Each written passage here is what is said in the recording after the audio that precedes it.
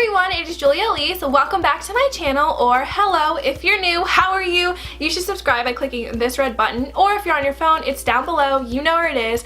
So for this week's video on Thursday, when you're watching this, I knew I wanted to do a video on positivity, how to stay positive, how to cast away negativity, etc., but I didn't know exactly which direction I wanted to take it. And then I was scrolling on Pinterest and I found this chart that I completely fell in love with, and I just have to share it with you guys. I'm kind of giving it my own twist, but I'm following this chart, sharing it with you guys, and hopefully this year we can just stay positive together.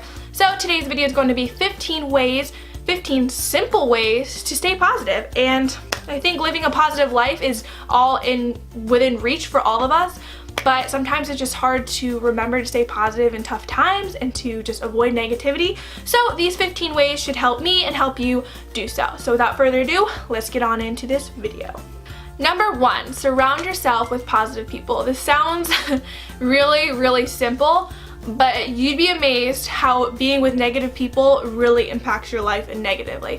Last year, I was surrounded by a ton of negative people, and I found myself being a version of myself that I disliked. This year, I have noticed that I've been only surrounding myself with people that lift me up and make me feel good about myself and others and the way I perceive others, and that is what you need to do.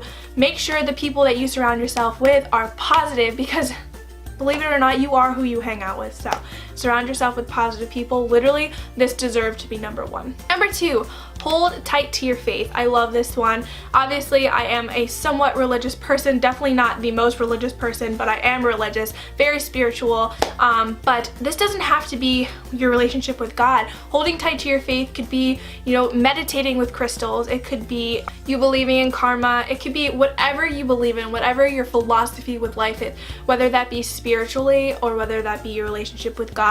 Hold tight to that, because that will make you feel positive. Having faith when times are tough is always going to make you a more positive and more optimistic person, and definitely I feel so much more positive when I pray and thank God for all He has blessed me with. But again, a lot of people feel really great and positive when they meditate on crystals. So whatever makes you feel spiritual, what makes your spirit feel alive, that's what you should do. Hold tight to your faith. I love that one. Number 3, have a hobby. Holy crap, I read this and I was like, yes. Having a hobby or having a passion, anything that you do that kind of just lights your soul on fire. That sounds so dramatic, but seriously, if I don't have something that lights my soul on fire, I'm not satisfied. So for the past 8 years for me, that has been cheerleading, but that is no longer for me. Now I'm putting my heart and soul into YouTube. That is what makes me happy. That is what makes me positive. That is what keeps me up when I'm feeling down. Whatever that be, whether that be soccer, knitting, chess, whatever, have a hobby, put your heart into it, put your soul into it. I feel like when you have something that truly makes you happy, then you can always go to that. It'll never let you down. Having a hobby, having a sport, having a passion, definitely a way to keep positive. 4, spend time with family. Oh, I love this one too. I love all of these, that's why I'm sharing it with you.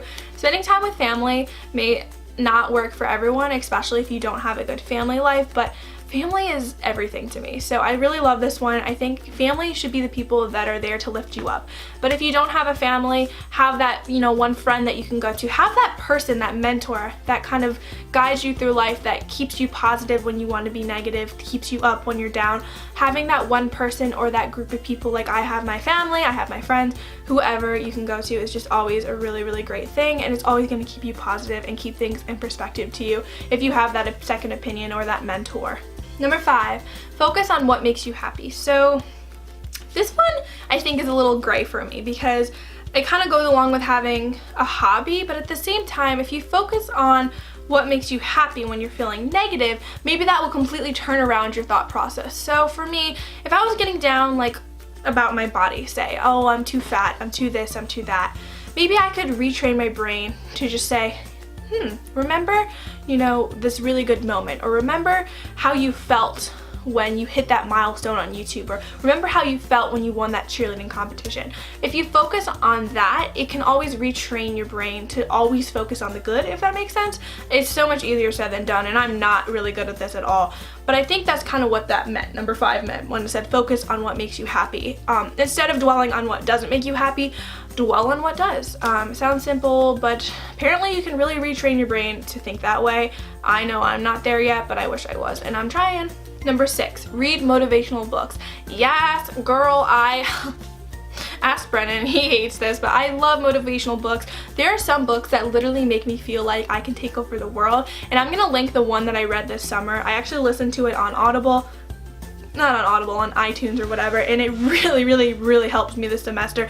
It was called What Successful People Do Before Breakfast, I believe, and it really kind of made me a morning person. I swear to goodness, it's just like, it's a good one. So I'll definitely link that down below, but definitely reading motivational books is really good, especially if you're not into reading the Bible or whatever. Going off of that, I love to just scroll through Pinterest and type in like inspirational quotes. It sounds so silly, but if I read just like 10 inspirational quotes a day, I really feel like I can take over the world. And just reading inspirational things makes you think inspirationally, so definitely agree with number 6. Number 7 is yell less. I agree with this to an extent. Some people just yell when they're excited, yell when they're mad, whatever, but I think going along with yelling less is kind of being slower to anger. Like I said, that was one of my New Year's resolutions, is to be slower to anger, so that would be yelling less, reacting less, not giving people the reaction that they're wanting. I know my brother, I love you Matthew, if you're watching this, he loves to get reactions out of people, but what if I just didn't react? Like maybe there wouldn't be a fight, you know what I'm saying? So yelling less, reacting less, being slower to anger is definitely a way to live a more positive and happy life. Number 8, this one, girl, don't compare yourself to others.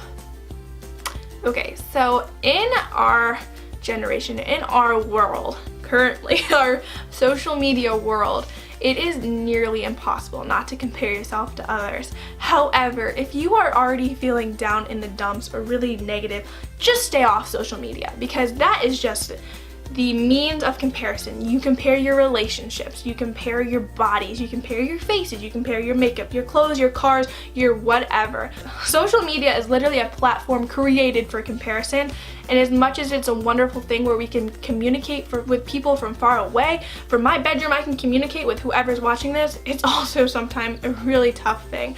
Not comparing yourself to others sometimes means staying off of social media, and I know that's hard, but if you're down in the dumps and feeling very negative, try to just give yourself a break. Stay off of social media, don't compare yourself, just give yourself like a social media cleanse. Number 9, have more patience. Again, another thing that's really easier said than done. When you're standing in line at the deli and the lady in front of you is ordering 100,000 pounds of salami and you just want to get a pound of cheese for your mom to put on her egg sandwich, just think to yourself, kind of like talk yourself down from that. So what I try to do is I will think to myself, well, maybe she's buying the salami for her husband's funeral and she's going through a tough time. Like, that's so, I am messed up. Why am I giving you advice?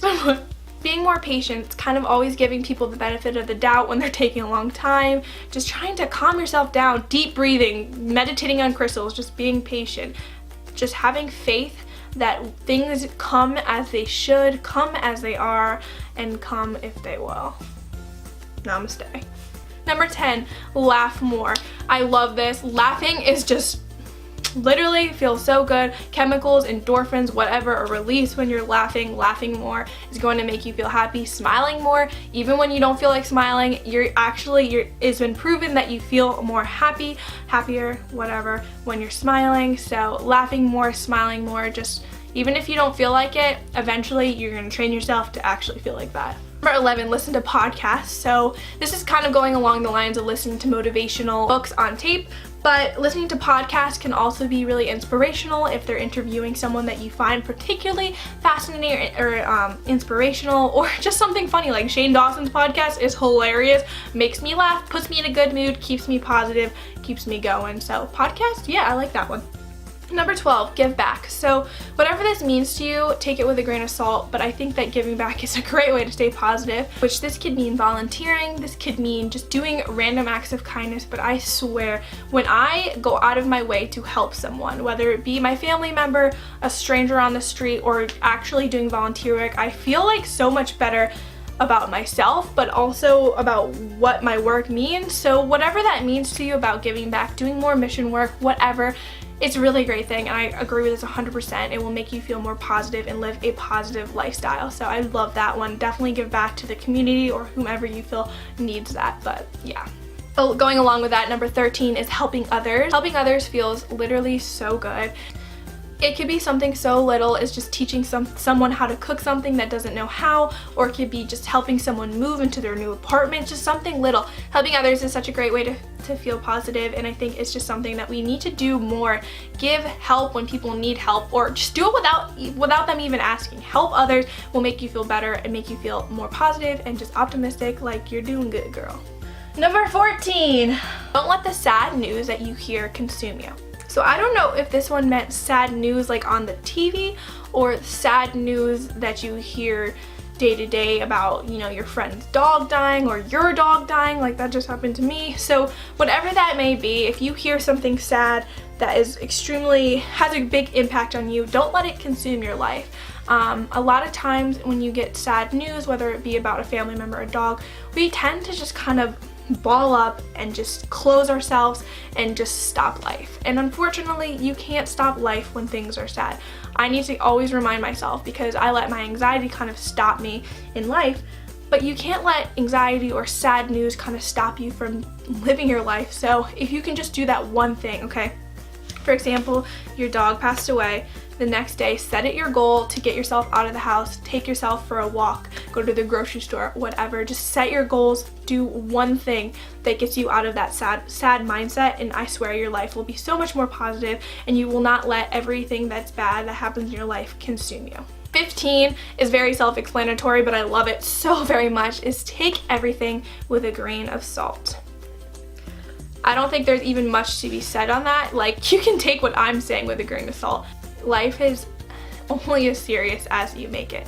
Take everything with a grain of salt, and you will be so much healthier and happier. And I literally love this one. Like, I need to write this on my wall, like, take it with a grain of salt, because I take everything too hard. I take everything too seriously. I overanalyze. Just need to simmer it down so I can live a happy and positive life. Okay guys, that is it for my 15 simple ways to live a more happy and positive life. I literally loved this. I'm so glad I found it. Like, it's right here on Pinterest if you need to look it up to reference me, but I just love these, and I love the kind of like going into each one and like applying it to my life and how it's going to help me and it's going to help you. And like I said, I really do think this is going to be the year of us, and I truly believe that. So thank you guys so much for watching, and I love Thursday's videos because I feel like I could just sit here and just chat with you and talk about how we can improve ourselves as human beings, how we can improve our quality of life, etc., etc. So if you like these kind of videos, be sure to give this video a thumbs up. Thank you guys so much for watching. I hope you have a great day and an even better weekend, and I'll catch up with you guys later.